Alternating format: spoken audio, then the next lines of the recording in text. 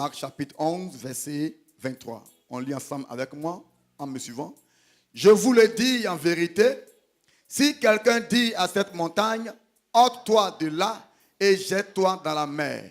Et s'il ne doute point en son cœur, mais croit que ce qu'il dit arrive, il le verra s'accomplir. Il le verra s'accomplir. Je n'ai pas entendu. Il le verra s'accomplir.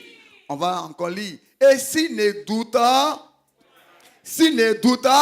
point en son cœur. C'est dans le cœur qu'on doute.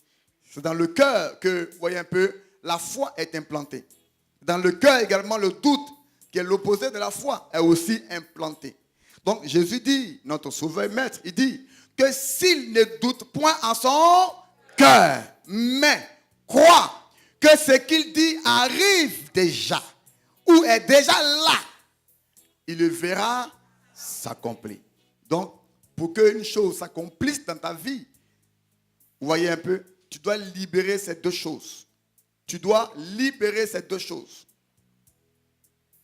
Pour que toute chose s'accomplisse dans ta destinée prophétique, il te faut d'abord libérer, éloigner, chasser d'abord le doute et maintenant faire appel à la foi. Ces deux choses doivent être ancrées dans ton esprit. Amen. Amen. Rapidement comme thème, étant debout, c'est la technique qui va écrire. Étant debout, vous suivez, personne, voilà, étant debout. Quand vous allez vous asseoir, vous allez écrire le thème, mais le thème va être écrit sur l'écran. La puissance de la parole déclarée. La puissance de la parole déclarée. La puissance de la parole déclarée. Maintenant, dépose ta Bible et je vais prier pour la parole. Tu lèves les mains sur le trône de sa majesté. Nous voulons te rendre gloire, éternel des armées, Dieu tout-puissant, Jésus-Christ de Nazareth, le lion de la tribu de Juda, l'étoile brillante du matin, le prince des paix, admirable conseiller, c'est lui à qui rien n'est impossible et qui sait toutes choses. Dieu omniscient, Dieu partout, Dieu présent. Dieu omniscient, Dieu omniprésent. Dieu qui sait toutes choses, Dieu omniscient. Dieu qui est présent en tout moment et en tout lieu, Dieu omniprésent. Et Dieu qui est puissant et qui manifeste sa puissance à tous égards, Dieu omnipotent. Nous voulons te rendre gloire ce matin. Et te dire merci pour ta fidélité et pour la grâce que tu m'accordes ce matin, afin d'être appelé ton serviteur. Moi que tu as mis à part, tu m'as consacré et tu m'as ordonné en tant que ton serviteur, ton esclave, pour être le berger de ton troupeau, de tes brebis pour lesquelles tu es mort et ressuscité à la croix. Jésus-Christ de Nazareth, je veux te dire merci, humblement. Je ne mérite pas cette faveur que tu me fais là. Je ne mérite pas, oh papa, que tu m'aies réservé dans le sein de ma mère et de mon père. Tu m'as mis à part depuis et même avant ma fondation. Je veux te rendre gloire, précieux Saint-Esprit. Et je veux, papa, être humble. Je veux diminuer. Je veux disparaître. Et je veux, papa, que l'intellectualisme disparaisse. La sagesse humaine disparaisse. Je veux que, papa, mes limites également et mes insuffisances, tu les utilises pour ta gloire. Dieu Tout-Puissant, enseigne-moi d'abord afin d'enseigner ton peuple. Je veux te dire merci parce que cet enseignement qui sera destiné à ton peuple, je prie qu'il soit donné dans un français courant, un langage familier, un langage courant, un langage accessible et compréhensible, afin de libérer ton peuple, de restaurer ton peuple, de guérir ton peuple, au nom puissant de Christ Jésus. Merci pour ta fidélité, parce que Père, tu nous accordes la révélation de ta parole. Tu nous accordes les mystères cachés de ta parole. Tu as dit qu'au monde, aux sages, j'ai voilé la révélation. Je leur ai caché la révélation. Mais à mes tout petits enfants, je leur ai révélé. Père, révèle-nous ce matin les mystères de ta parole. Nous ne voulons pas périr par manque de connaissances. Et nous refusons d'ailleurs de périr par manque de connaissances. Raison pour laquelle nos cœurs sont ouverts ce matin pour écouter ta parole. Et je prie que ta parole demeure dans notre intérieur. Et ta parole nous métamorphose pour ta gloire au nom puissant de Christ Jésus. Et par ta parole, que la maladie disparaît, que la pauvreté disparaît, que la malédiction soit paralysée. Et que le chômage, la souffrance, toutes les œuvres du diable dans la vie de ton peuple soient brisées au nom puissant de Christ Jésus. Merci, Papa, pour le peuple qui dira plus fort Amen. Visite-le au nom de Jésus. Visite-la au nom de Jésus. Acclame sa majesté. Acclame le Tout-Puissant. Acclame son excellence. Acclame le roi des rois. Acclame le champion des champions. Acclamons le Dieu des dieux. Est-ce que nous pouvons pousser des cris de reconnaissance, des cris de victoire, des cris de célébration, des cris de victoire en ce Dieu merveilleux? Bien-aimé, en tant que prince et princesse de l'Éternel, je t'envoie à t'asseoir dans ton trône de gloire au nom de Jésus. Je n'ai pas entendu ton amen. Donc, bien-aimé, le thème c'est quoi? La puissance de la parole déclarée. Waouh, de la parole déclarée. Bien-aimé, ce que dans le Marc 11, 23, qu'on vient de lire. Un jour, le Seigneur Jésus-Christ eut faim. Il a eu faim. Et il s'approcha d'un figuier, espérant trouver des fruits. Mais il n'y avait pas de fruits, car ce n'était pas encore la saison des figues. Et pour répondre, le maître dit à l'arbre. Le maître dit à l'arbre. Il dit au figuier.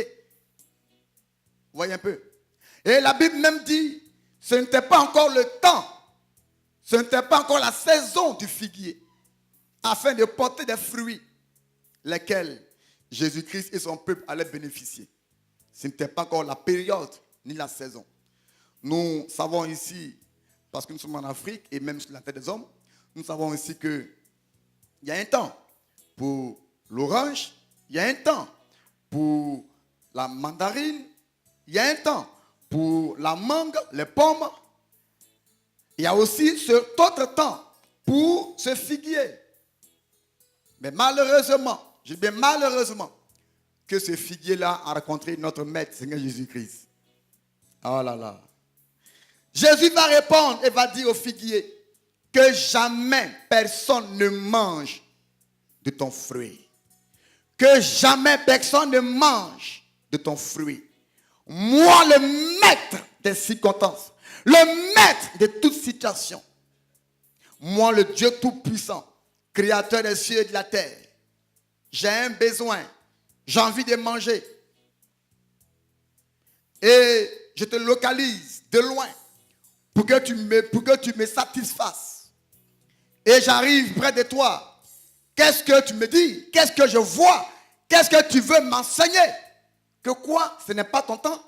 Ce n'est pas ta saison. À moi, Dieu, Jésus-Christ, à qui rien n'est impossible. Je suis le créateur des cieux et de la terre. Je suis celui qu'on appelle le Dieu Tout-Puissant.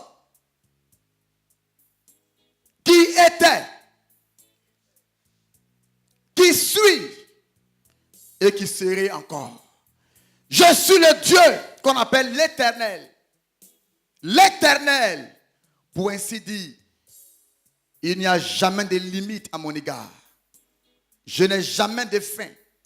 On m'appelle l'Apocalypse et la Genèse. On m'appelle l'Apocalypse et la Genèse. On m'appelle la fin et le commencement. C'est à moi, toi figuier. C'est à moi, toi figuier. Et la Bible dit, tellement que l'apôtre Pierre, un des disciples du Seigneur Jésus-Christ, était rempli de l'onction du Saint-Esprit, de la plénitude dans toute son entièreté. de la puissance du Saint-Esprit. La Bible dit, le peuple n'avait pas besoin même d'être, voyez un peu, touché par la main de l'apôtre Pierre. Il suffisait seulement que l'apôtre Pierre, marche seulement dans les allées, dans les ruées de la synagogue, du tabernacle, de l'église et même au dehors du terrain. La Bible dit, l'ombre de l'apôtre Pierre guérissait les malades. Qu'est-ce que ça veut dire? L'onction qui transportait amenait en existence ce qui n'existait pas. L'onction qui transportait amenait les choses impossibles en possibles. L'onction qui transportait. Vous voyez un peu. Et si l'homme de Pierre a pu guérir les malades, et si le mouchoir oint par l'apôtre Paul a pu aussi délivrer les âmes, guérir les malades, et surtout opérer des miracles et des signes de prodiges, à plus forte raison, c'est lui-même qui les a appelés. C'est lui-même qui les a oints. À plus forte raison, celui que eux-mêmes ils appelaient Maître, Seigneur des Seigneurs, Dieu tout-puissant. C'est lui à qui l'apôtre Pierre a reconnu et a dit à Jésus-Christ de Nazareth, son Maître, que non simplement tu n'es pas Jésus, mais tu es aussi le Fils de Dieu. Tu es le Dieu tout-puissant sur terre, ayant une forme humaine. À plus forte raison, Jésus-Christ de Nazareth, qui de loin avait localisé déjà l'arbre, le figuier, et qui s'était dit que lorsque je vais m'approcher, je mangerai de ce fruit. Parce que la Bible dit, Jésus-Christ eut faim. Jésus-Christ eut faim. Et cela est démontré par le livre de Marc, chapitre 11, verset 14.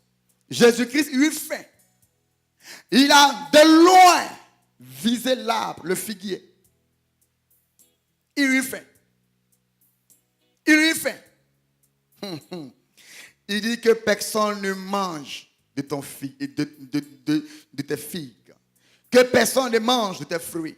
Parce que le figuier donne naissance aux figues. Que personne ne mange de ton fruit, les figues. La Bible dit, il a maudit le figuier. Le figuier, un arbre. Amen. Je vais encore t'élucider quelque chose. Notre sauveur et maître Dieu s'appelle Jésus-Christ de Nazareth. Quand la Bible dit Jésus-Christ de Nazareth, ça fait trois noms, trois mots. Trois noms, trois mots. Jésus a un symbole, signifie quelque chose. Christ a aussi un symbole et signifie quelque chose. De Nazareth a aussi un symbole et signifie quelque chose. Ce sont trois mots symboliques. Jésus est celui-là maintenant, je vais t'expliquer. Jésus est celui-là qui est appelé homme, fils de Dieu, homme, enfant qui est passé par le sein de Marie, adopté par notre maman à tous, Marie, et notre papa à tous, Joseph. C'est ce Jésus. Jésus homme, 100%. Jésus homme, 100%. La même Bible dit que notre Dieu, le ciel et la terre et toutes les armées lui appartiennent. Et encore, il a dit que même si j'ai faim, à qui demanderai-je la nourriture pour manger? Psaume 24, le ciel et la terre, c'est moi qui les ai créés. Mais la Bible dit, Jésus, homme, 100% homme sur terre, 100% homme sur terre, va dire, j'ai faim. Dites-moi, est-ce qu'un Dieu peut dire j'ai faim? Est-ce qu'un roi peut dire j'ai faim? Est-ce qu'un Dieu peut dire j'ai faim? J'attends pas ton nom. Est-ce qu'un Dieu peut dire j'ai faim? Waouh. Mais pourquoi est-ce que Jésus va dire j'ai faim? Il exprimait les émotions humaines. Il exprimait les sentiments humains. Il exprimait en un mot la faculté humaine. Il était un homme, entièrement homme, comparable à un homme que tu es, que je suis. Jésus, 100% homme. C'est lui-là qui eut faim. Et ce même Jésus également qui se reposait, qui dormait, qui se reposait, qui dormait. Pendant que le livre de Psaume 121 dit, notre Dieu ne sommeille ni ne dort. Mais pourquoi c'est Jésus-là, il dort? Il constituait un homme 100% humain. Il était un homme 100% humain. Maintenant, je vais vite. L'autre nom, Christ. Quand ici, vous voyez, c'est le Jésus que Marie a mis au monde.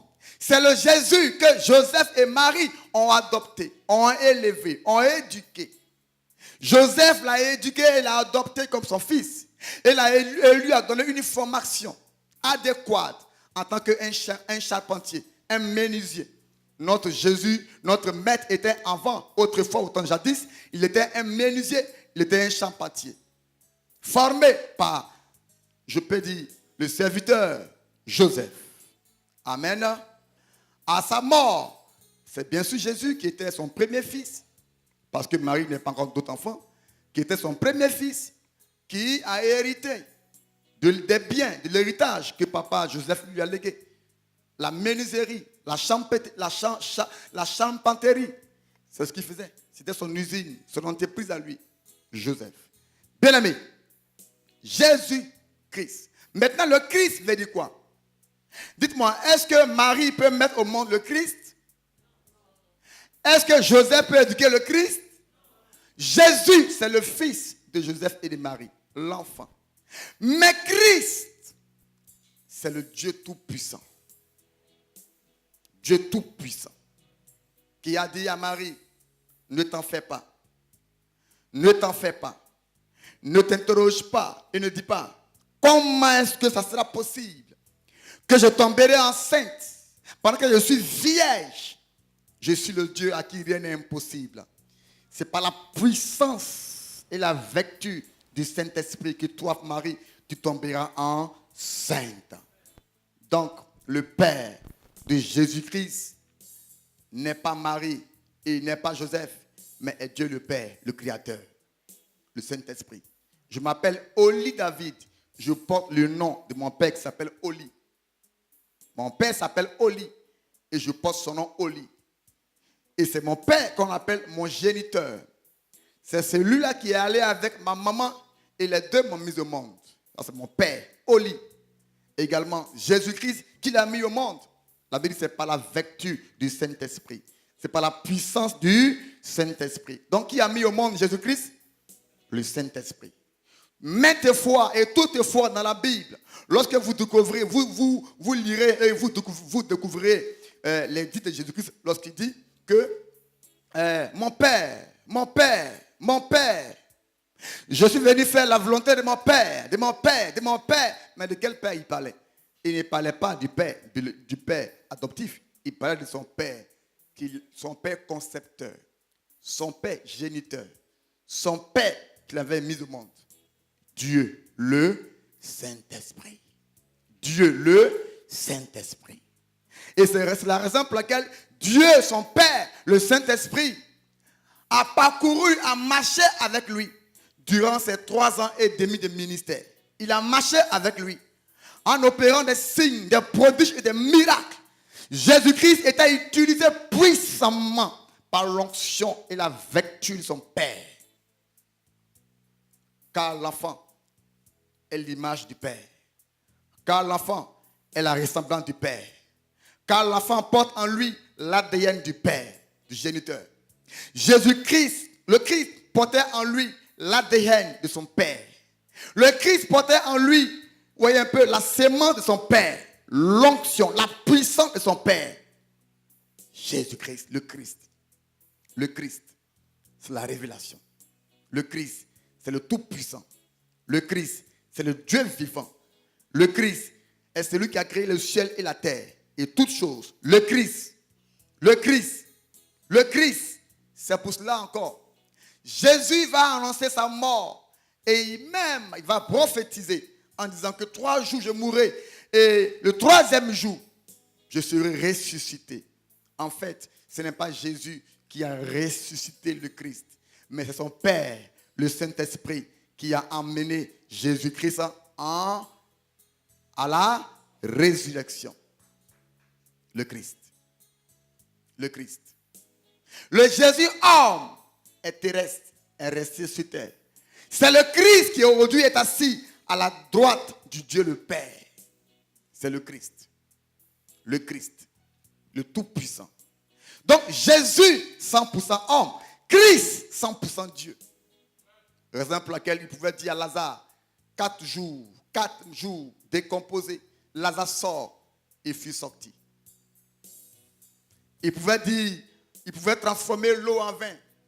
Ça, ce n'est pas la personne de Jésus, mais c'est le Christ qui se révélait, qui se manifestait.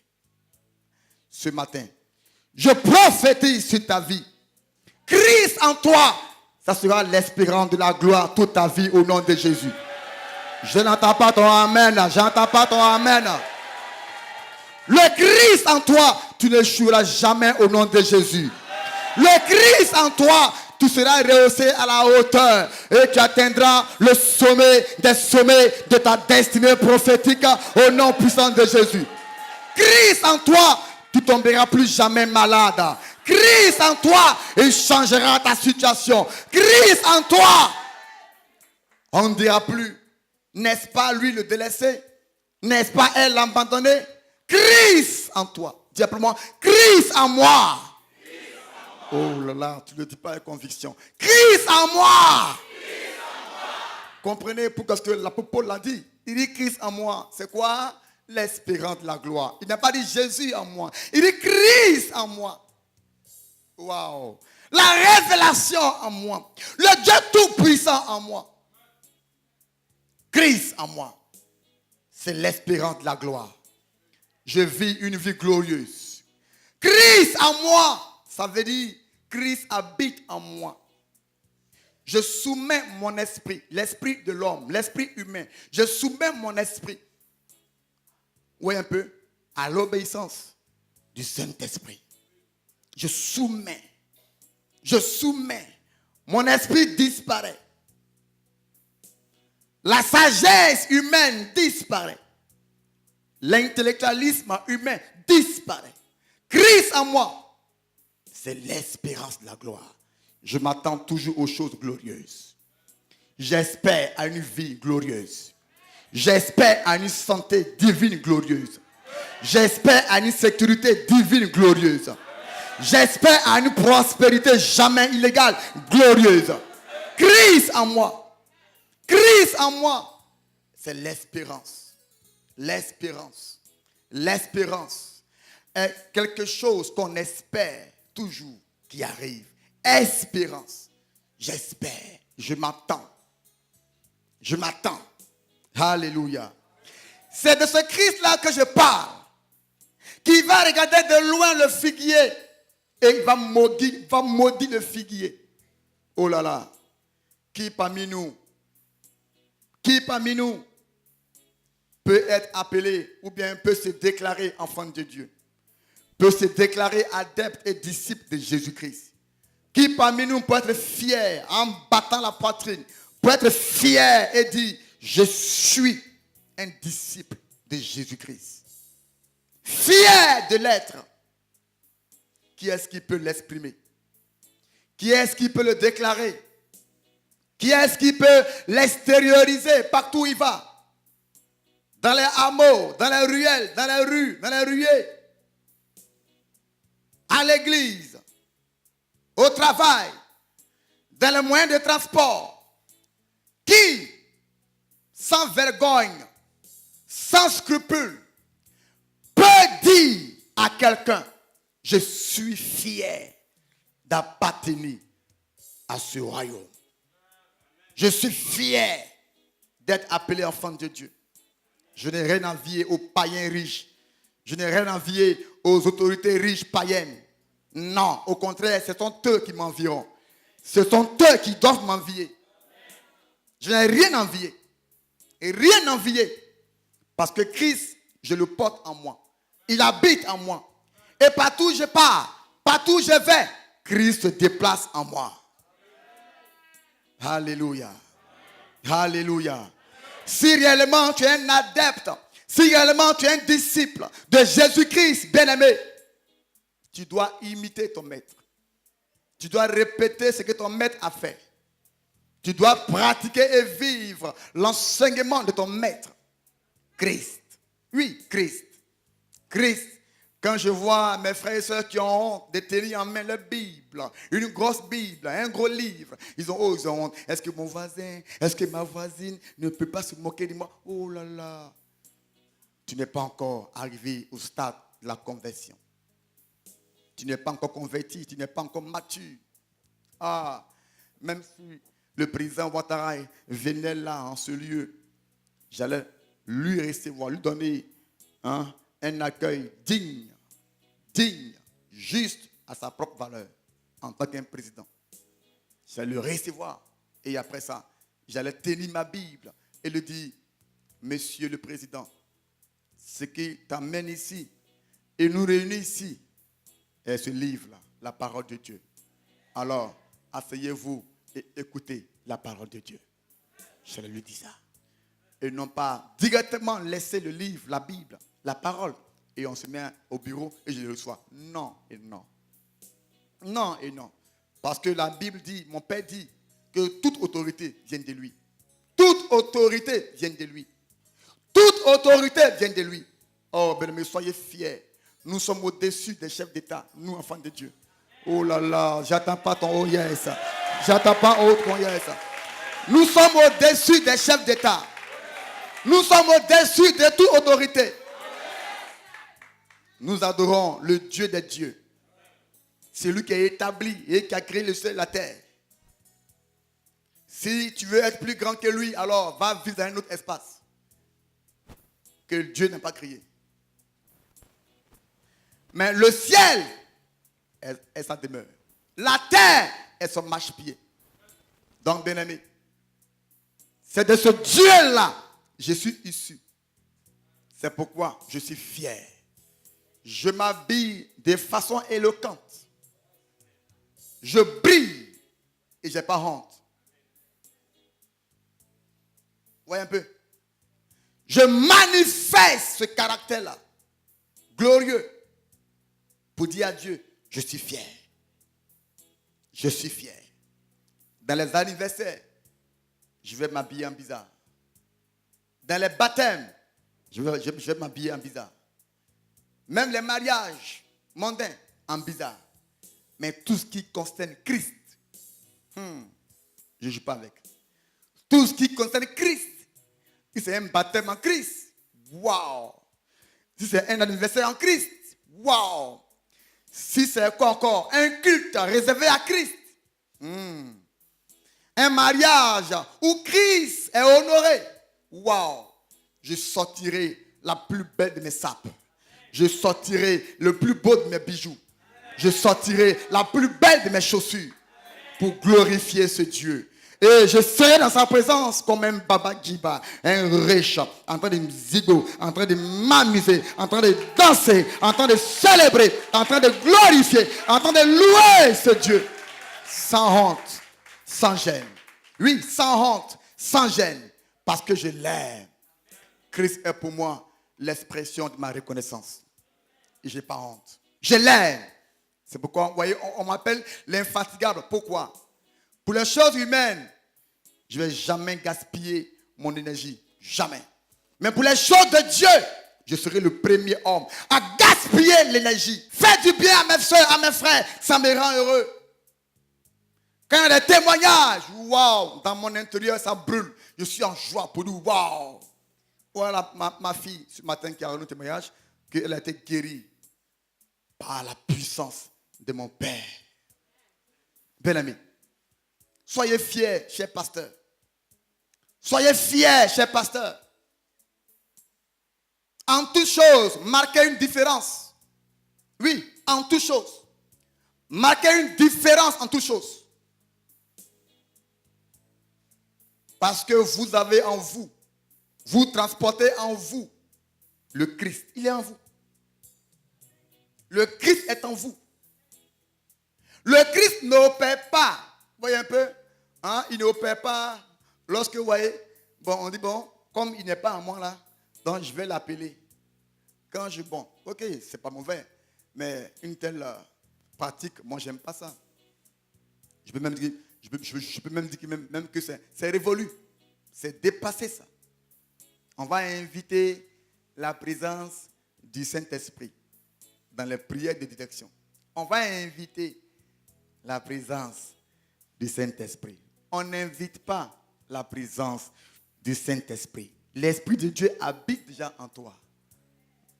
Partout où tu vas, il est là. Même dans le marché où il y a du bruit, évangélise. Prie pour un malade, il va se manifester. Même dans le bus, il agit. Même à la maison, il agit. Ce n'est pas que seulement à l'église. Non. Et enlever ça dans votre esprit. Christ en toi. C'est-à-dire partout où tu es, partout où tu vas, il est en toi. Même si tu meurs, il est en toi également.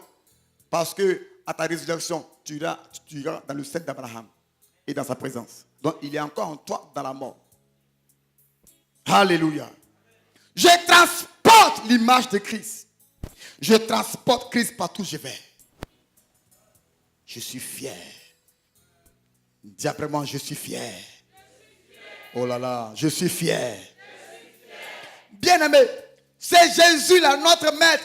Il va maudire le figuier. Jésus, 100% homme. Homme, hein, homme comme toi. Homme comme moi. Homme comme toi. Homme comme moi. Il va maudire le figuier et ça va marcher. La Bible dit, le lendemain, il a maudit le figuier aujourd'hui. Par exemple, ce dimanche. Et ma Bible dit, la révélation dit, il n'y a eu aucun changement.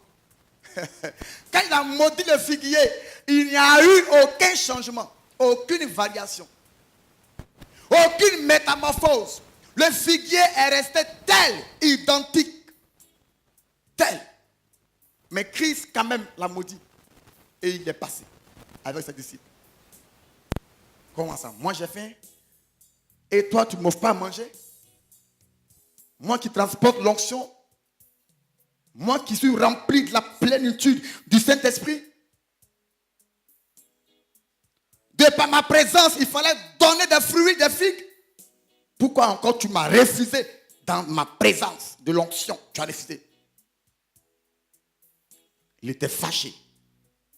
C'est sa colère qui l'a mené à maudire le figuier. Ils sont allés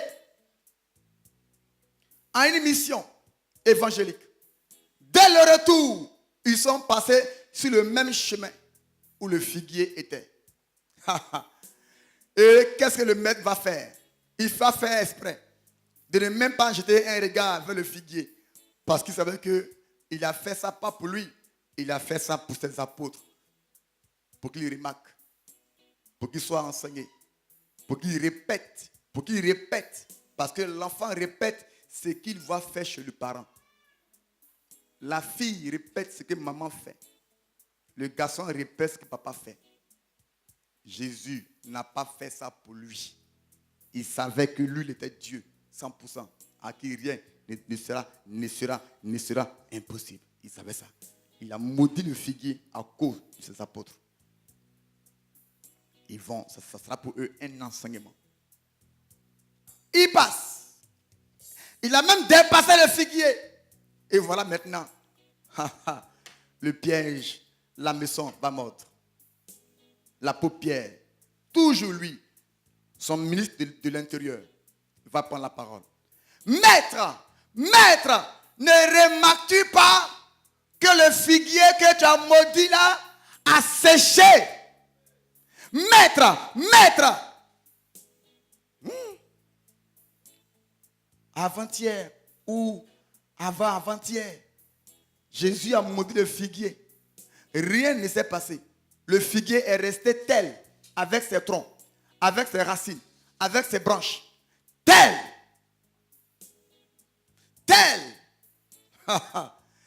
Il repasse. Le figuier a séché droitement, du haut jusqu'en bas. Il a séché. La révélation dit 2 jours. 2 jours. Ça dit hier il a maudit, Aujourd'hui, il repasse, ça fait 2 jours. Aujourd'hui, il repasse, le figuier a séché. Pierre est stupéfait. Pierre est sidéré. Pierre est interloqué. Pierre est ébobie. Pierre est étonné. Pierre est ébahi. Pierre est bêté. Il dit, mais waouh, quel est ce temps que je suis comme ça? Et non. D'ailleurs, il a parlé au vent, aux vagues. Ils ont obéi. Aïe. Mais quel est ce temps même qui marche? Il va encore maudire le figuier. Le figuier va encore obéir. Mais quel est ce temps? Dis après moi, mon peuple, la puissance de la parole déclarée.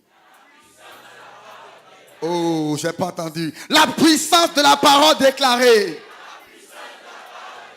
Encore, la puissance de la parole déclarée. Alléluia. Pierre interloqué, sidéré. Il est sidéré. Il dit, waouh. Qu'est-ce que ça veut dire ça? Waouh. Et le maître, oh, j'aime sa réponse. Le maître va dire à Pierre, c'est pour toi une révélation, un nouveau type d'enseignement sur le thème de la foi. Jésus va dire à Pierre la réponse. La réponse. Il y a Marc 11, 21. Marc 11, 21. Oui, mon fils, Marc 11, 21. Voilà. Pierre se rappelant. Le verbe s'est rappelé. Pierre se rappelant ce qui s'était passé, dit à Jésus, Rabbi, regarde. Rabbi, ça veut dire maître en hébreu. Regarde, le figuier que tu as maudit a séché. Est-ce toi le peuple qui me dira, papa, tu es un ouin? Est-ce toi responsable? Est-ce même vous les pasteurs? Êtes-vous mon peuple qui allait me rappeler moi, mon ministère? C'est vous? Qui me dit, papa, tu es un prophète, c'est vous? Qui me dit, papa, ah, donc moi je suis ignorant, donc c'est toi qui m'informes.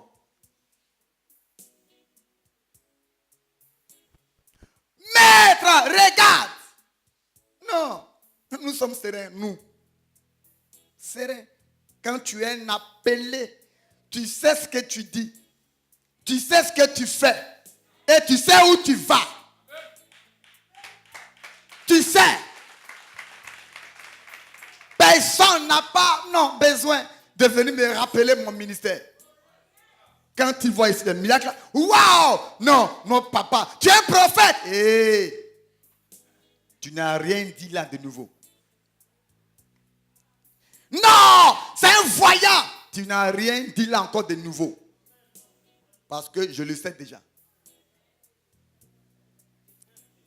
Annonce-moi une chose que je ne sais pas. Là, il dirait oui, tu as dit une nouveauté. Non, papa, prophétie. Tu es en train là encore de dire la même chose. C'est mon ministère. Je suis un prophète. La Bible dit, on appelait autrefois les prophètes les voyants. Donc, tu n'as rien dit là. 1 Samuel 9, verset 9. Les prophètes, on appelait les voyants. Donc, tu n'as rien dit.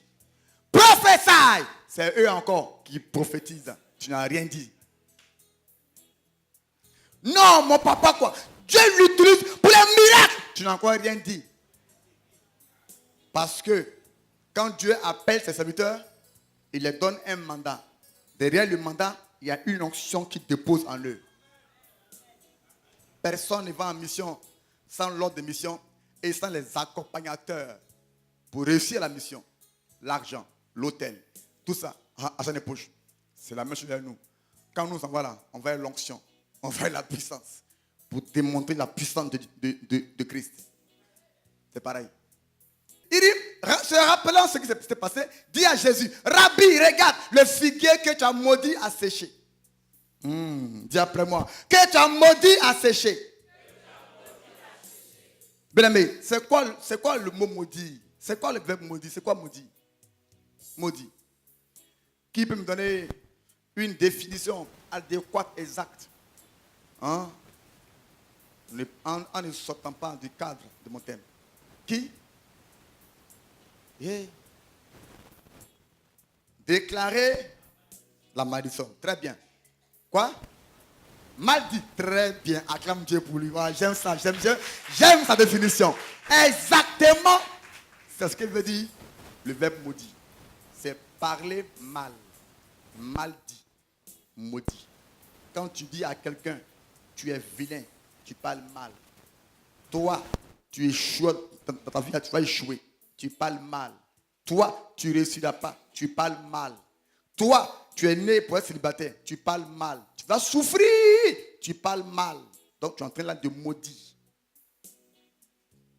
Dans le mot maudit, dans le verbe maudit, il y a un premier mot qui sort. Parler, parler, parler. Béni veut dire bien dire, dire des bonnes choses, parler des bonnes choses. Je bénis. Maudit, parler mal. C'est pourquoi l'apôtre Paul dit, en toutes choses, que des paroles négatives, néfastes, sataniques, démoniaques et maléfiques ne sortent de votre bouche. En toutes choses, il dit rendez grâce. Que ce soit des paroles gracieuses, des paroles de bénédiction qui sortent de vos bouches. Alléluia. Alléluia. Alléluia.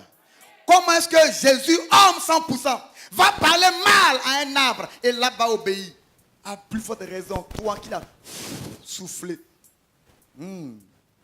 Toi qui es son disciple. Aujourd'hui, Jésus n'est plus sur terre. Il est au ciel. Mais il nous a dit, nous, ses envoyés, ses apôtres, nous, ses enfants, il dit, il a fait de nous des ambassadeurs. 2 Corinthiens 5, 20. Des ambassadeurs. Des ambassadeurs. Dis après moi, je suis ambassadeur de Christ sur terre. C'est pourquoi l'apôtre Pierre dit, vous êtes des étrangers, des passants. Vous êtes des étrangers sur terre. Il y en a ici qui sont tellement mondains, qui se confient à leurs biens passagers. Oh. Non. Il dit, nous sommes des ambassadeurs. Nous sommes des étrangers sur terre. Cette terre-là, Jésus nous a mis ici. Dieu nous a plantés ici pour que nous jouions un seul rôle. C'est de transporter nos frères et sœurs qui sont dans le monde à la lumière. Dans les ténèbres, à la lumière. Dans la malédiction, à la bénédiction. C'est pourquoi nous sommes sur terre. Pour annoncer l'évangile. Et la meilleure manière de métamorphoser la vie de quelqu'un, c'est de lui annoncer la bonne nouvelle. C'est pourquoi Jésus dit bonne nouvelle et non pas mauvaise nouvelle. Là où tu vas dans une église, là où tu vas vers un homme de Dieu qui parle mauvais, qui t'annonce des nouvelles mauvaises, bien aimé, c'est un faux. C'est la preuve que c'est un faux. C'est une fausse église et c'est un faux homme de Dieu. Il ne vient pas de Dieu. Il ne vient pas de Dieu. Même s'il s'habille en soutane. Même s'il s'habille dans des vêtements en toge de bishop, on s'en fiche de ça. Il vient du diable. Jésus dit, allez annoncer bonne nouvelle. Même si tu vois dans la rue une prostituée, ne dis pas prostituée là, non. Dis ma soeur, voyez, enlève le mot prostituée. Dis ma soeur, je suis venu t'annoncer une bonne nouvelle. Quelle sera la bonne nouvelle pour la prostituée? C'est de lui dire, Jésus t'aime, il t'amène un mari très riche, un mari très huppé, un mari très élégant. Et dis-là Amen. Et dis-là Amen. Ça me plaît. Amen. Ça me plaît. C'est ça la bonne nouvelle. Dis à un voleur, Christ t'aime, il veut changer ta vie. Regardez, tu es un homme d'affaires. Il va dire, bon. Quand il va maintenant te suivre un peu, il va laisser les vols. Elle va laisser la prostitution. Mais annonce d'abord la bonne nouvelle. C'est pourquoi un vrai prophète, on le distingue, on le reconnaît à les bonnes nouvelles qui sortent de sa bouche. Si un vrai prophète t'annonce seulement la mort, en fait, il est en train de t'effrayer pour que tu sortes le jeton. Parce qu'il sait que l'être humain a trop peur de la mort. Ah oui. Donc c'est un braqueur spirituel. Un voleur ambulant spirituel. Et il sera délivré de ça au nom de Jésus. Bien aimé, voyez un peu. Dis après moi la révélation. Dis après moi révélation. En fait, Comment est-ce que Jésus-Christ, pourquoi est-ce que quand il a maudit le figuier n'a pas séché le même jour? Et le figuier va sécher après, 2 jours après. Qu'est-ce qui s'est passé? Waouh, la puissance de la parole déclarée. Même bien aimé, regarde ça. Lorsque une situation contraire à la parole de Dieu, donc qui vient du diable, arrive vers toi, qu'est-ce que tu fais? Par exemple, une maladie, un cancer, un diabète, la stérilité, le chômage. Tu commandes. Écoutez, hein, parce que la Bible dit les rois ordonnent. Les rois commandent. Les rois ordonnent. Un véritable roi est une personne qui va ordonner. Et, voyez un peu, celui à qui il ordonne va aller exécuter. Un président ordonne. Et celui à qui il ordonne va aller exécuter. C'est la même chose. Nous sommes des rois. C'est pourquoi la Bible appelle notre roi au-dessus de nous le roi des. Voilà. Il est le roi établi sur nous, des petits rois. Le roi des rois. Roi tout puissant établi sur nous, les petits rois. Le roi des rois. Sache-le. Donc, bien aimé, quand tu dis, par exemple, au cancer, cancer! Non. Jésus-Christ ne m'a pas créé avec ça. La Bible dit, il m'a fait selon son image. Il m'a fait selon sa ressemblance. Quand on parle d'image, on parle de Dieu esprit. Alors l'homme esprit. Dieu est esprit, l'homme est esprit. L'homme est esprit qui vit dans un corps, un fourreau, qui est le corps. Et ce fourreau-là, ce corps-là, va bientôt disparaître par la poussière de la terre d'où il vient. Ce fourreau. Mais l'esprit retourne à Dieu. Le corps retourne d'où il vient, la terre. C'est pourquoi quand on meurt, c'est une aberration, une erreur de dire il a rendu son âme. On ne rend pas l'âme. On rend l'esprit. On ne rend pas l'âme. On rend l'esprit. C'est une erreur. Et même un lapsus. On rend l'esprit. La Bible dit quand Dieu a créé l'homme au ciel, maintenant il a donné à l'homme esprit dans un corps de vie, dans un corps sur terre, constitué à partir de la poussière de la terre. La Bible dit Dieu a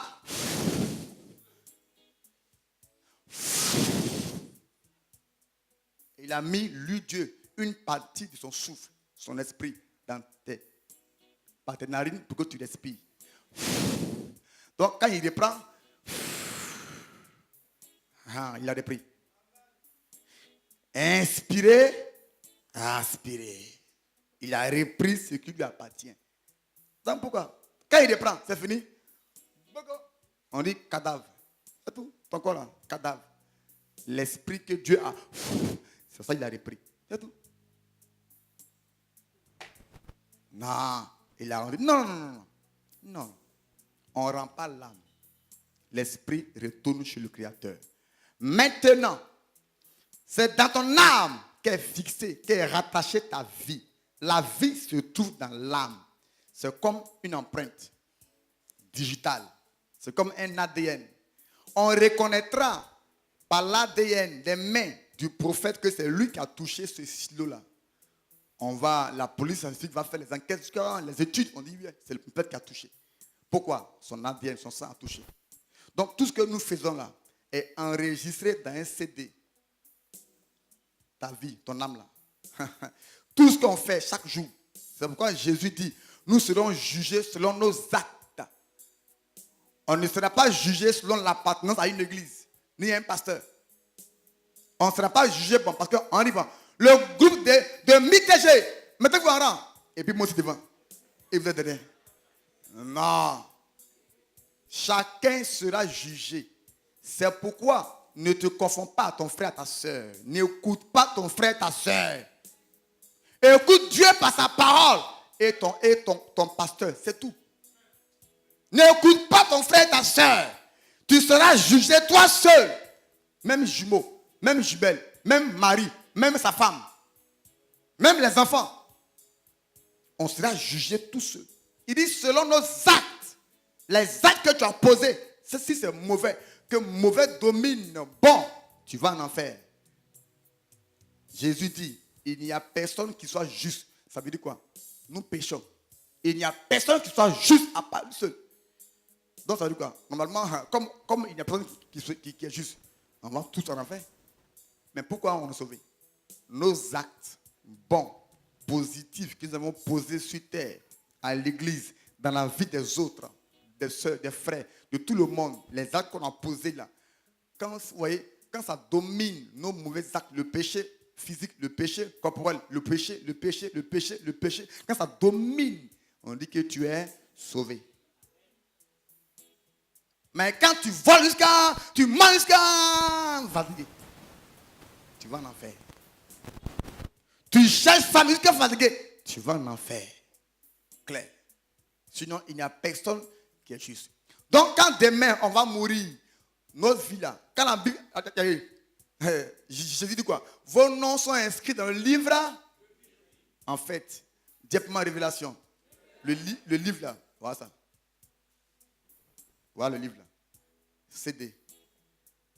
Quand ton jour va arriver, Jésus va mettre dans son audio, DVD. Bah. Bon, mon frère, on ne peut pas parler, hein. C'est pas, non, je suis avocat, je suis un juge en même temps. Mais on ne parle pas. On regarde. Hé! Hey! Ah bon? Mais, donc, tu me voyais. Mais, j'étais dans le noir. C'est ce que tu vas regarder.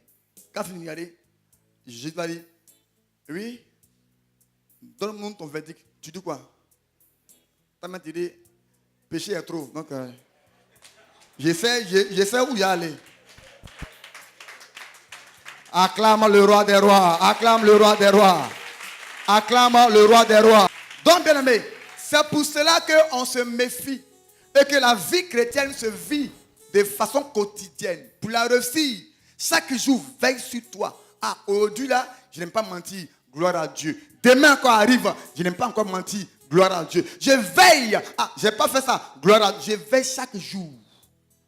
Pour réussir une vie chrétienne, la marche avec Christ, il faut la vivre chaque jour. Chaque jour. Ah, aujourd'hui est dimanche. Je serai dans la maison de Dieu toute la journée. Ah, papa, merci. Bon, on ne sait jamais. Comme tu as dit qu'il n'y a pas de... Vous voyez, même, vous voyez, si même mes regards se promènent vers une soeur qui est belle, que je pense, Jésus dit que j'ai péché. Or, la loi dit que ce n'est pas un péché. La loi dit il faut penser. Mais quand tu la déshabilles, c'est ça qui est un péché. Mais la nouvelle dispensation, la grâce, nous sommes au temps de la grâce. La grâce dit seulement comme tu as pensé qu'elle est nue, tu as déjà péché. Or, tu n'as pas commis. Entre la grâce et la loi, vous préférez quoi? Entre la grâce et la loi. Comme aussi on ne peut plus retourner au temps de la loi, sinon moi j'aime la loi. Hein. La loi est facile. On dit qu'il ne faut pas voler, mais je ne vole pas. Il ne faut pas mentir, je ne mens pas. Il ne faut pas faire du mal. Non. Il ne faut pas juger femme de... Toutes les femmes qu'il y a dans l'église. Comment il y a chez les femmes de mon frère? Pourquoi? C'est facile. On dit qu'il ne faut pas voler. Ah, voler pourquoi? Il ne faut pas rendre des faux témoignages. S'il n'a pas volé, il ne faut pas dire qu'il a volé. C'est là, ça va. Vous voyez? Tu ne manqueras pas un seul jour de sabbat, dimanche là, voilà, je suis là. C'est facile. Mais la grâce.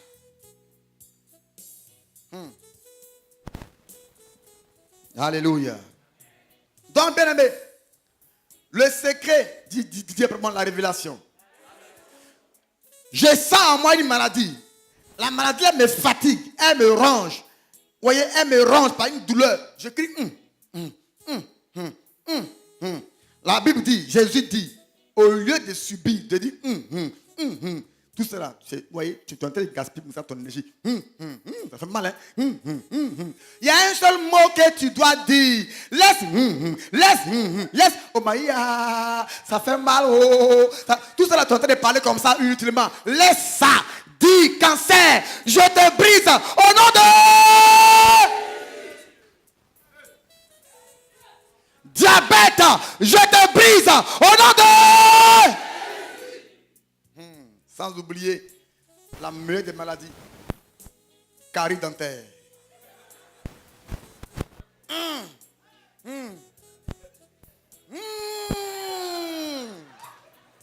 Allez, ça c'est rentré même, c'est rentré. dans les gencives, beaucoup. Mais tu n'auras plus ces caries au nom de Jésus. En disant Amen, le Amen veut dire je n'aurai pas caries. Je n'aurai pas caries. Si tu dis plus fort Amen, tu n'auras pas caries. Au lieu de dire, mon frère, ça ne va pas. Tout ça, tu es en train de gaspiller ta salive. Dis un seul mot. Au nom de Jésus. Dis-moi, Jésus a dit quoi au figuier? Il allait jeûner. Il a prié. Il a fait offrande. Il a payé dîme. Pourquoi vous aimez que les hommes de Dieu même vous volent? C'est ça. Ce que tu peux faire là, il faut faire. Parler là. Et bien pour parler là, on va dire viens faire offrande, viens faire dîme, viens faire ça. Il faut gêner. Parle. C'est la chose la plus facile. C'est pourquoi Dieu a mis ça au niveau du sommet de ta tête là. La tête, la bouche. Parle. Ce n'est pas en bas, c'est en haut. Parle. Pour dire que c'est facile. Tu peux l'employer facilement. Il faut parler. Jésus n'a pas gêné. Bon, les gars, comme le figuier là, il est trop impoli, moi j'ai faim et puis lui, il ne donne pas ses fruits. Bon, envoie, j'ai gêné 3 jours. On le maudit. Non. Tu n'as pas besoin de gêner pour ça. Ouvre ta bouche et parle. C'est tout. Ce que tu dis là, la Bible dit la parole est très efficace. Elle est quoi? Une épée à double tranchant. Ça veut dire quoi? Si je l'utilise mal, elle va aller contre moi-même. Si j'utilise très bien, elle va aller contre mon ennemi. Amen. Donc, double tranchant. Double. Ouvre ta bouche. On n'a pas besoin d'aller voir papa au lit pour ça. Non. Ouvre ta bouche, parle. Dis sida. Je refuse que tu sois dans mon sang. Parce que mon maître, mon sauveur, mon Jésus ne m'a pas créé le sida. Alors, plus bagage, disparaît au nom de Jésus. Pourquoi le figuier a séché? Voilà la révélation. Le figuier a séché parce que quand Jésus-Christ avait maudit le figuier, il n'a pas maudit les branches. Il n'a pas maudit le tronc. Il n'a pas maudit les fruits. Il a maudit la racine. Parce que c'est la racine qui est la fondation. C'est la racine qui est la base. C'est la racine qui tient l'arbre. Tout démon, toute attaque, toutes les flèches ont une racine. C'est pourquoi plusieurs personnes, quand vous n'avez pas la révélation de la cible qui est devant vous, on dit cible numéro 1. Il faut bombarder. Toi, tu mets à côté. La cible va faire quoi en retour? On dit attaque. Tu l'as raté, elle va t'avoir. C'est la même chose. Lorsque la maladie, lorsque le démon est un démon de maladie du sida, et que tu dis, esprit impur, sors! Eux tous sont nommés esprit impur. Qui va sortir? Localise. Faut bien cibler. Dis son nom. Dis son nom. C'est facile à être révélé. Mais bon, beaucoup, les chrétiens sont maintenant des chrétiens paresseux. Ils vont vite vers les prophètes pour qu'eux, ils vont révéler ça. C'est pas mauvais. Mais moi, je n'aime pas ça. Parce que ça vous rend paresseux et ça vous rend dépendant de moi. Moi, j'aime pas ça. Ça vous rend dépendant de moi. Je n'aime pas ça. Je vais t'apprendre à pêcher du poisson. Je vais t'apprendre à mettre les mains dedans. Je vais t'apprendre à vivre la vie de Christ. Je vais t'apprendre à ce que demain, aucun faux prophète ne peut te séduire. Ce qu'il fait, tu peux aussi le faire. Ce que je fais, tu peux aussi le faire. C'est ça que je veux t'apprendre. Dis Amen. Dis à quoi Amen. La maladie est le sida. Et toi tu dis, pas lui, sors. Aïe. Ça ne va pas sortir. Parce que tu n'as pas ciblé. Tu n'as pas ciblé sa fondation, sa racine. L'âme en train de souffrir. Et toi tu dis, esprit humain, de la sorcellerie, meurs, sois brisé. Oh, Dieu dit, c'est pas sorcellerie, c'est ça là. Mais plusieurs fois, tu as dit sorcellerie. Tant que tu n'as pas la révélation, la révélation de la fondation de la racine, la fondation de son mal. La personne va aller voir tous les prophètes, toutes les églises, il n'y aura pas de changement, rien. Oh, lui, c'est un faux. Oh, lui, c'est un faux. Oh, lui, c'est un faux. En fait, ce n'est pas un faux. Lui-même aussi n'a pas le don de la révélation. Il n'a pas le don de la parole de connaissance qu'on appelle révélation. Il n'a pas ça. Il n'a pas ça. Donc, il n'est pas faux. Il n'a pas cette grâce-là. Oh, votre papa qui est devant vous là a cette grâce. Je peux, par l'Esprit de Dieu, te détecter la racine, la fondation de ton mal, l'origine de ton mal. Dès que tu as cette connaissance, c'est fini. Quand tu dis maintenant, donc c'est toi, mari de nuit. Et puis on disait sorcellerie. Là, c'est toi, mari de nuit. Et qui même? Mon Dieu m'amène à te dire même c'est qui. Parce que quand on dit mari de nuit, on parle d'un homme. C'est qui?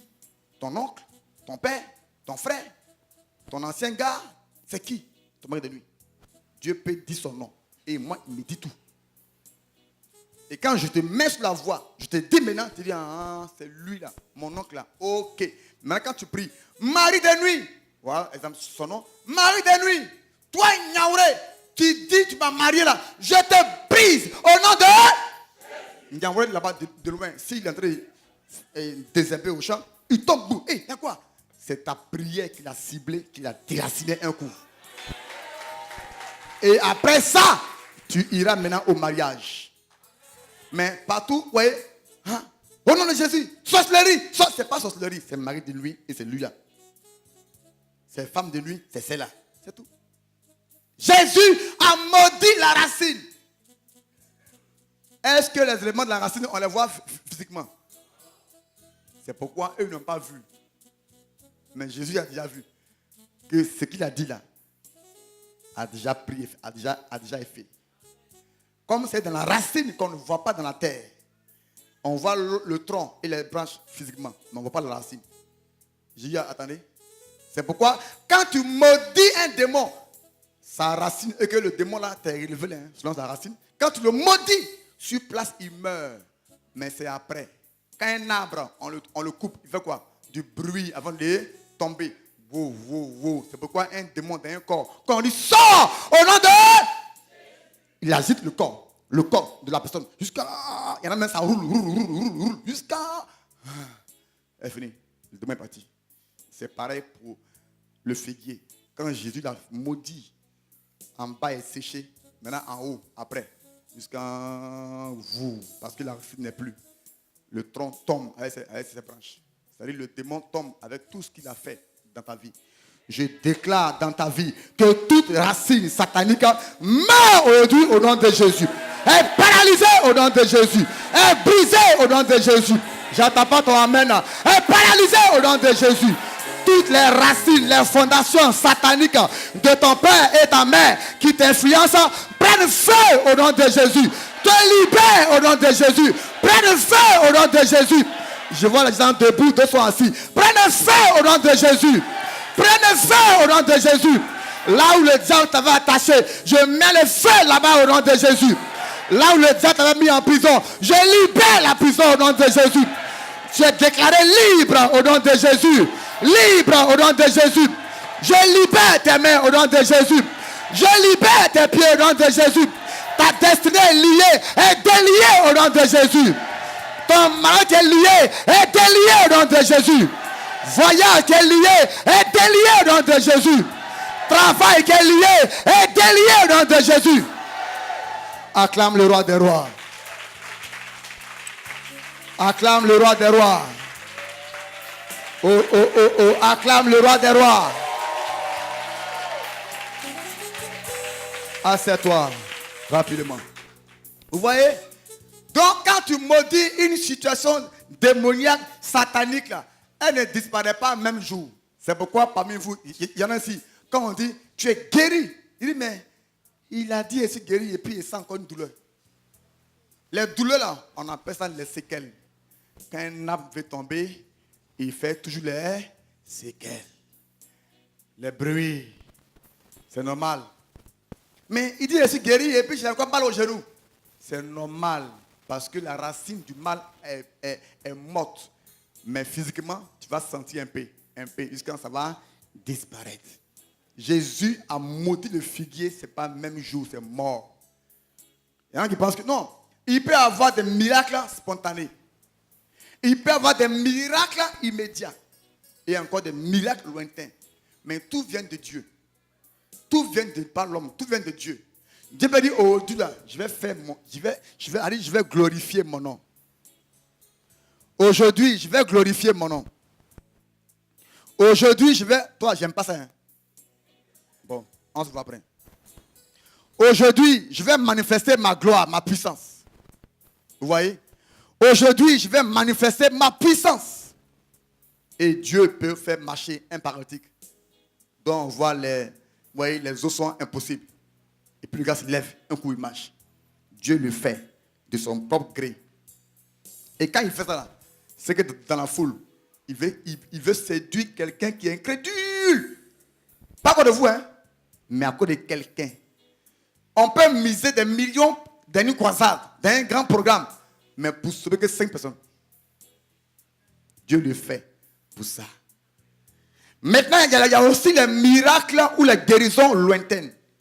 C'est-à-dire que tu pries pour le gars, la racine meurt, mais le gars va traîner, jusqu'à un jour, 2 jours, une semaine. Mais ça ne dure pas beaucoup. Hein. Trop une semaine, un mois. Trop un mois. Le gars, on dit, hey, c'est pas le gars qui était malade là. Il est guéri. Ça, c'est lointain. Dieu le fait aussi de son propre gré. Soit parce que la personne ne croit pas, elle est incrédule, ou soit Dieu le fait également pour que, en traînant son cas là, jusqu'à un mois là, pour que d'autres âmes qui vont venir apprendre la nouvelle ensemble, les anciens et les nouveaux, disent, ah, waouh, l'homme là, qui est? Mais moi, ça fait 2 semaines, je suis là. L'autre dit, mais on m'a fait 1 mois, je suis là. Mais qui est? Dieu est puissant, hein? Voilà. Il lui fait son propre gré. Mais en fait, quand tu maudis un démon, tous les mots, on voit là, derrière les mots sont les esprits. Derrière les esprits sont cachés les démons. Quand tu dis palu, c'est un démon. Sida, c'est un démon. Échec, c'est un démon. Vous voyez, ce sont les mots, hein? Mais derrière lesquels sont cachés les esprits, les démons. Vous voyez, quoi encore? Pauvreté, c'est un démon. La malédiction, c'est un démon. Ce sont les mots. Échec, c'est un démon. Blocage, c'est un démon. Vous voyez? L'infidélité, c'est un démon. C'est le mot, hein? Mais derrière lesquels sont cachés les esprits, les démons. Donc, quand tu constates que dans ton cœur, il n'y a pas la paix, tu es là. Hey, est-ce que même on parle que lui est mort, c'est le mort, il faut te lever, mettre en prière. Je te maudis, toi doute. Je te maudis, toi esprit de peur. Éloigne-toi de mon âme, de mon corps. Le pays va. N'entretenez jamais les démons. Ne soyez pas d'accord avec la situation. Si tu veux changer le cours de ta destinée, c'est pas la bouche. C'est pas prière, c'est pas jeûne, ni offrande. La bouche. Si tu veux changer la direction que prend là, ton entreprise ou ta vie, tu peux déclarer ta bouche, c'est pas la bouche. Pour ramener l'ordre, c'est pas la bouche. La Bible dit, Genèse 1, verset 2 à 3, Dieu a ouvert sa bouche. C'est par la bouche que Dieu a créé le ciel et la terre. Mais c'est par ses mains qu'il a créé l'homme. Mais la bouche, il a créé toutes choses. Qui? Il dit, si vous les hommes, vous êtes si bons. Oh là là, il y a papa. Il ne vient jamais à la maison sans biscuit, chocolat de l'enfant. Il dit, si vous les parents, vous faites ça. Et moi, Dieu, qui vous a créé. C'est pour te dire quoi? Jésus dit, on n'est plus au temps de la manne, ni la caille. On n'est plus au temps du désert. On n'est plus au temps de l'Égypte. On est maintenant sur la terre promise, la terre Canaan. Et je déclare sur ta vie, tu vas vivre heureux toute ta vie au nom de Jésus. Tu vas vivre en paix toute ta vie au nom de Jésus. Tu vas vivre heureux au nom de Jésus. Tu es sur ta terre promise. Tu es sur la terre Canaan. Tu es sur la terre promise. Tu es sur ta terre promise. La terre de ta destinée prophétique. La terre du mariage. La terre du travail. La terre de la promotion. La terre des visas. La terre des voyages. La terre de la guérison. La terre de l'élévation. La terre de la longévité. La terre de la gloire divine sur cette terre. Dis Amen et reçois. Dis encore Amen et reçois. Ah, c'est toi mon peuple. Tu peux changer. N'attends pas ton papa pour le faire à ta place. N'attends pas ton père spirituel pour le faire à ta place. Vos bouches là ne sont pas rattachées à ma bouche. Chacun a sa bouche. Je dis, vos bouches ne sont pas rattachées à la mienne. Chacun a sa bouche. Tu as pour toi, j'ai pour moi. Il y a Joseph. Il dit, mais vous mes frères là, vous dites quand même, vous faites contre moi jalousie, pourquoi? Vous avez pour vous, j'ai pour moi. Moi j'ai dit, je serai plus que vous. Je serai le Joseph de la famille. Vous aussi parlez. C'est parole contre parole, parlez. Mais en fait, ceux qui ne parlent pas là, Dieu les prédispose pour ceux qui parlent. Oh, ils n'ont pas compris. Dieu a fait les choses ainsi. Il y en a qui parlent et il y en a que Dieu a créé pour ne pas parler. Il y en a qui parlent et il y en a que Dieu a créé pour que eux là, ils t'envient, ils te jalousent. C'est ainsi la vie. Et on ne peut rien. Mais toi, comme tu as enseigné, eux ils ne sont pas enseignés. Comme toi tu as enseigné, pardon, je te conseille, ne ferme pas ta bouche. Une bouche qui est fermée est égale à une destinée fermée. Une bouche qui ne parle pas consent et est d'accord avec la situation dans laquelle elle vit. Bien aimé, si la mort et la vie sont au bout de la langue, parle. J'ai déjà réussi, je réussirai. Je me marierai. Satan, tu veux ou tu ne veux pas, je me suis déjà marié au nom de Jésus. Satan, tu veux ou tu ne veux pas, je suis déjà guéri au nom de Jésus. Je ne suis pas malade au nom de Jésus. Parce que mon père ne m'a pas créé malade. Mon père ne m'a pas créé pauvre. Mon père ne m'a pas créé chômeur. Mon père ne m'a pas créé stérile. Mon père ne m'a pas créé mort précoce. Mon père m'a créé dans l'abondance, la richesse, la royauté, la grandeur. Mon père m'a créé pour que je règne, je domine, je domine, je domine, je domine, je règne, je règne.